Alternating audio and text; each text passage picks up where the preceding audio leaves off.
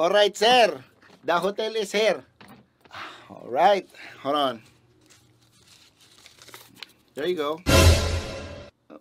What that, sir? 50 pesos. No, 50. 550.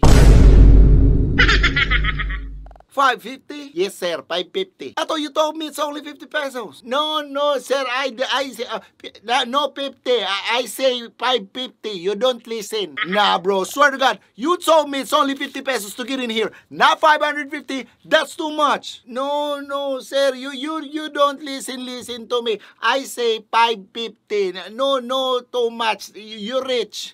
Nah, bro, don't do me like that. Don't do me like that. I'm not gonna pay 550 anyway. No, sir. You company 550. What are you talking about, bro? What company?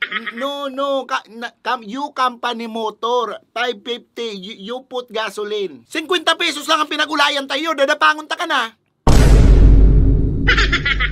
you speak. Hindi mo ko pag ano-anong Brad, 50 pesos lang ang pinagulayan. Tapos pag abot digdi, bigla mo ko sisingil ng 550. Karani-rani na kani, pwede nga nila kawon, tapos 550. Kala ko, Ranger ka. O, so porque Ranger, lulukohon mo na? Ha? Bakong arog kayang Brad? Kaya nararaya sa tuya digdi ang mga taga-ibang bansa dahil sa mga gahaman na arog mo ay. O ano, pag taga-ibang bansa, iskam na lang? Ha? Humbalan ta ka baga. Magtrabaho ka mo ning tama.